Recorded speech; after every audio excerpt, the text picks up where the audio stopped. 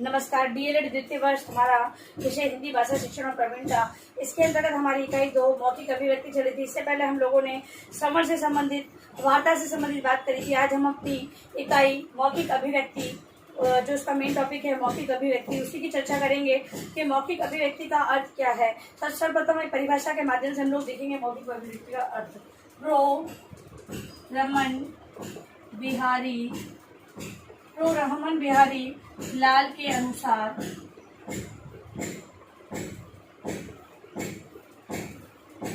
मानव अपने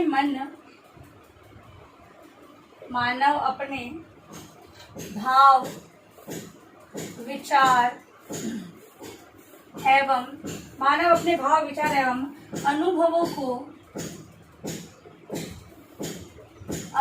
को अभिव्यक्त करने के लिए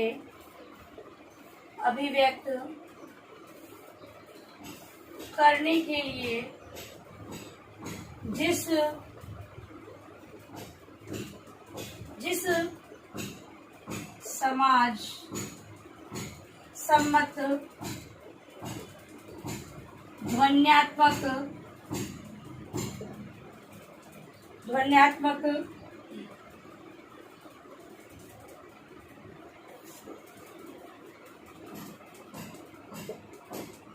समाज सम्मत ध्वन्यात्मक संकेत साधन समुच्चय का प्रयोग करता है उसे मौखिक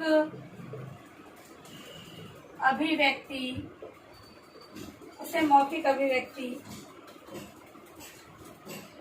कहते हैं। देखिए, प्रोफेसर रमन बिहारी लाल ने बताया है कि मानव अपने भाव, विचार एवं अनुभवों को अभिव्यक्त करने के लिए जिस समाज सम्मत ध्वन्यात्मक संकेत साधन समुच्चय का प्रयोग करता है उसे मौखिक अभिव्यक्ति या मौखिक भाषा कहते हैं। ठीक है, तो एक व्यक्ति को अपने विचारों का आदान प्रदान करने के लिए एक साधन के रूप में भाषा का प्रयोग करना पड़ता है, और वही संकेतों या साधनों का समुच्चय क्या कहलाता है का प्रयोग करना ही मौखिक भाषा या मौखिक अभिव्यक्ति कहलाता है। मौखिक शब्द है मुख और इक प्रत्यय से बना है। मुख से संबंधित इसका अर्थ है और अपनी बात को दूसरों तक पहुंचाना। इसका अर्थ होता है मुख से संबंधित, मतलब कि बोलने से संबंधित, यानी कि एक व्यक्ति है वो अपने विचारों को दूसरे तक पहुंचाने के लिए जिसका सहारा लेता है उसे हम मौखिक मुख से संबंधित इस रूप में लेते हैं, यानी कि मौखिक रूप में लेते हैं। अब हम बात करेंगे, और अगर हम बात करें कि मुख से बाहर निकलते हुए जिन ध्वनियों का प्रयोग किया जाता है अपने विचारों का आदान प्रदान करने के लिए उसे मौखिक कहते हैं। ठीक है, अब हम बात करेंगे महत्व की। इस मौखिक अभिव्यक्ति का क्या महत्व होता है? मौखिक अभिव्यक्ति का महत्व की चर्चा करेंगे। तो पहला महत्व हम देखेंगे, दैनिक जीवन में मौखिक अभिव्यक्ति का महत्व।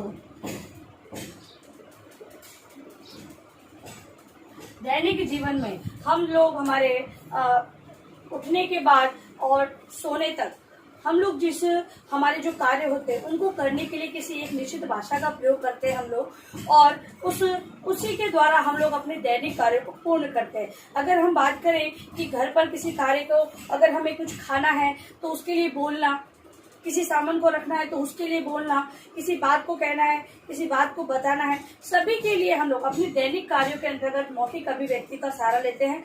सभी कार्य हम लिखित या फिर संकेतों के माध्यम से नहीं करवा सकते, इसीलिए मौखिक अभिव्यक्ति है वो दैनिक जीवन में बहुत ही महत्व रखती है। दूसरा है व्यावसायिक कार्यों में सहायक।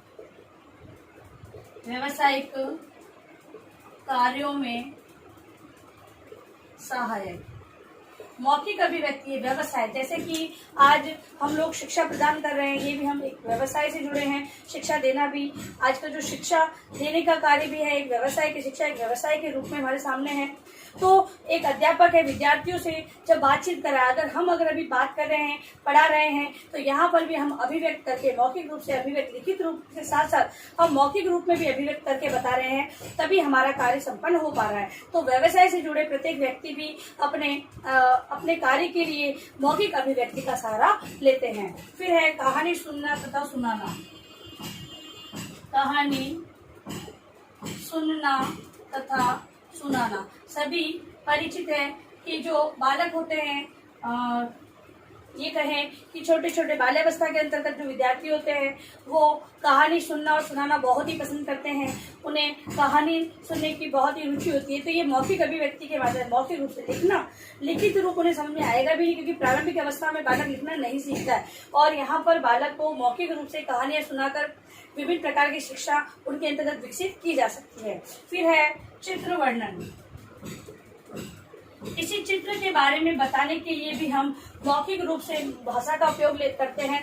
मौखिक अभिव्यक्ति के माध्यम से हम लोग चित्र में क्या प्रदर्शित किया गया है, किसके लिए किस शिक्षा को दर्शाया गया है इस चित्र में, वो सारी चीजें हम मौखिक रूप से देते हैं। फिर है कविता पाठ।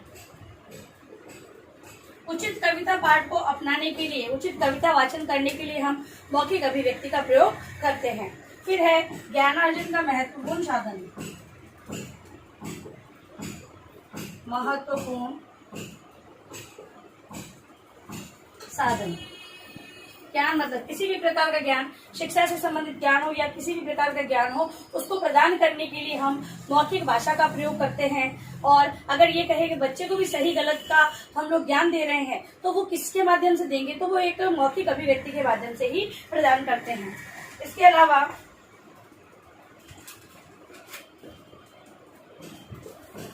जो महत्व है मौखिक अभिव्यक्ति का वो है वार्तालाप अभिव्यक्ति का सहज माध्यम। वार्तालाप में अभिव्यक्ति का सहज साधन। जो मौखिक अभिव्यक्ति है वो किसी भी वार्तालाप को सहज रूप बताती है।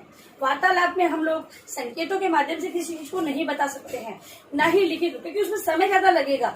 इसी अपेक्षा अगर हम मौखिक विचारों का आदान प्रदान मौखिक रूप से विचारों का आदान प्रदान करते हैं तो एक सहज और मौलिक रूप में हमारे विचार दूसरे तक जाते हैं और दूसरों के जो विचार है वो हम तक पहुंचते हैं। फिर है मौखिक अभिव्यक्ति एक व्यवसाय।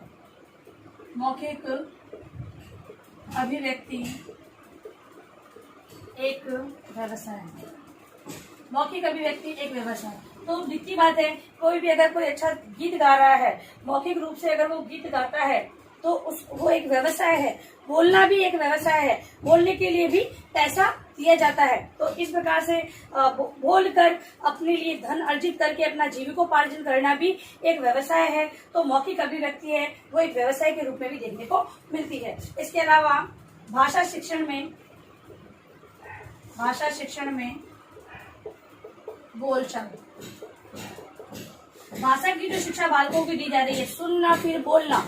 अगर बोला नहीं जाएगा तो सुनने का कौशल विकसित नहीं होगा, ठीक है, और अगर सुना नहीं जाएगा तो बालक में बोलने का कौशल विकसित नहीं होगा। तो यहाँ पर बोलना शिक्षण के लिए बहुत ही महत्व रखता है, यानी मौखिक रूप है वो बहुत ही महत्व रखता है। फिर है व्यक्तित्व विकास में महत्वपूर्ण। व्यक्तित्व विकास बालक या किसी विद्यार्थी या किसी व्यक्ति से जुड़े उसके सर्वांगीण विकास को अगर हम ले रहे हैं तो मौखिक रूप से उसे समझाते हैं। क्योंकि बालक जब जन्म लेता है विभिन्न प्रकार की क्रियाएं करता है, अनुकरण करता है, वो किसको देखकर कर रहा है, तो उसके सामने ये सारी चीजें होती है, मौखिक रूप से सारी बातें व्यक्त होती है, तभी वो उनको अपने अंदर स्वीकारता है। ठीक है, तो सर्वांगीण विकास या व्यक्तित्व के विकास के अंतर्गत भाषा है वो अपनी भूमिका निभाती है और भाषा का जो मौखिक रूप है वो बहुत ही महत्वपूर्ण माना गया है।